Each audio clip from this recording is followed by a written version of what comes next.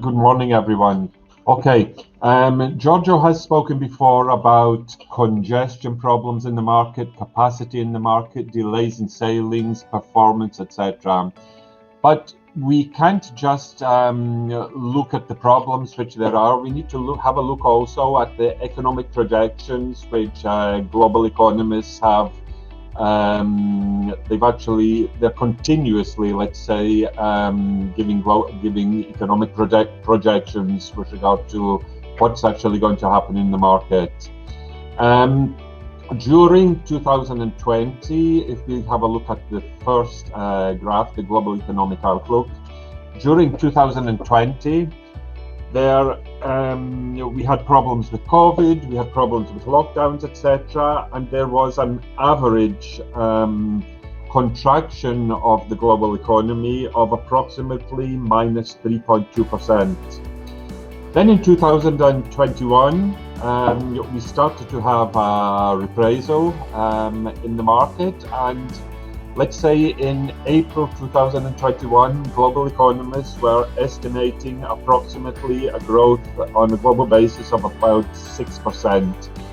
This has changed ever so slightly in the last few weeks. I saw a report the other day which was estimating a 5.5 on a global basis. In 2022, things are going to slightly stabilize a bit more. As you can imagine, 2021, we can see somewhat of an increased reprisal, which is mainly caused because of the contraction in 2020.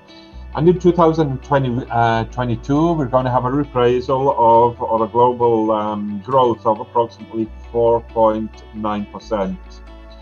Having a look then at the advanced economies, which include the USA, Germany, Spain, Japan, Italy, Canada, France, and the UK, we can see that in 2020, we had a contraction of minus 4.6%. 2021, we had a reprisal of approximately 5.6%, and in 2022, we are predicted to have a growth of approximately 4.4%. Now, if we have a look at the second graph with regard to the advanced economies, we can see that most of the advanced economies they have actually this approximately the same sort of contraction and growth predicted over the next few years, apart from some countries which were particularly affected by COVID, such as Spain, such as the UK, such as Italy, such as France.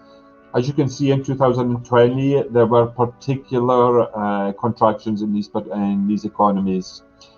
Then we have a look again at the last graph of the UK economy. We see that in 2020, there was contraction of approximately minus 9.8%. We all remember that during 2020, we had considerable problems with COVID. 2021, despite Brexit and everything else which is happening in the UK economy, there's a predicted growth of approximately 7%. And in 2022, there's a predicted growth of around 4.8%. We spoke before about new ship orders, which could probably help towards the situation in the market at this present time. But the new orders, they're not really keeping up with the pace for demand. Like we said before, there's going to be in the UK alone approximately a 4.8% growth next year. And I think if we remember from looking at the situation with the order book for vessels, there's probably not going to be a proper capacity increase until the end of 2022, beginning of 2023. Also, it's going to take probably around 18 to 22 months for freight rates themselves to come to some sort of acceptable level. This is bearing in mind the current reductions which we're actually seeing, which are somewhere between 0.4 and 0.6% in the past few months.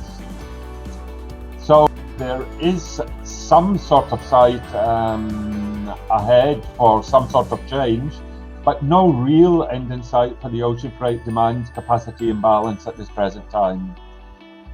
And now we're going to have a look at another matter with regard to the actual ocean freight rates, and I'd like to hand over to my colleague James Maudsley. Now I'm gonna quickly take you through our courses and analysis for the price levels of the ocean freight throughout 2021. Displayed on your screen now is the World Container Index. The graph is showing us the base ocean freight level from Q4 2019 up to the beginning of Q4 2021 for 40-foot containers.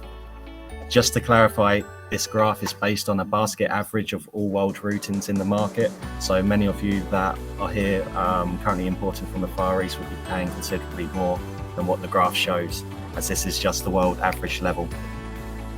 Also, the prices shown only consider the base ocean freight level and do not include any add-ons such as the peak season, port congestion, service disruption surcharges that many of the shipping lines have introduced over the past year. Now, as you can see at the beginning of the graph, from Q4 2019 up to the end of Q2 2020, the rate was very stable. Why was the rate stable during this period? It was the beginning of the COVID era, where we were just going into the first lockdown, and many businesses initially stopped importing and exporting cargo, as in Q2 2020, many expected a reduction in sales. However, before the pandemic, most supply chains were optimized for costs and inventory to sales ratios, which were close to historically low levels.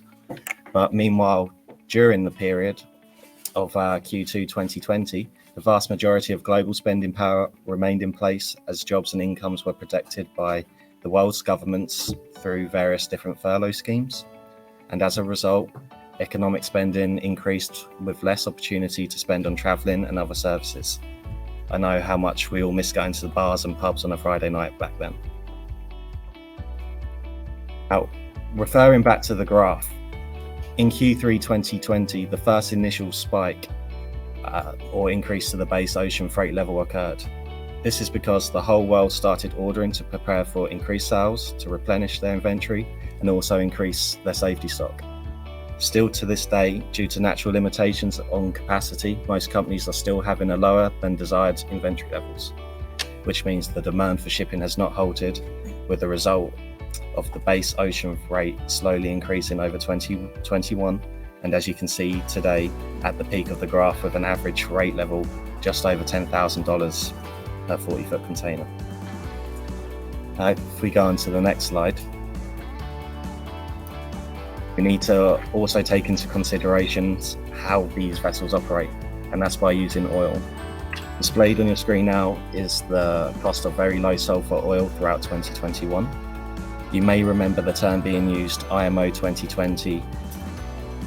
In 2019, the International Maritime Organization ruled that from the 1st of January 2020, the marine sector would have to reduce sulfur emissions by at least 80% to achieve. To achieve this, the sector was required to switch over and use very low sulfur oils or fuels. IMO 2020 was always going to contribute to the increase of their freight levels, as very low sulfur fuels are more costly, but also the vessels required a new engine build to use it. We anticipated the impact of that this would be felt over the next couple of years, as the refining and shipping sectors needed time to adapt. However, as you can see from the graph, as the demand increased, the price of fuel has also increased too. So to summarize, the bottom line is that the economic disruption has had an immediate effect and a continuous impact on the cost of freight. Now, I'll pass you back over to my colleague Giorgio.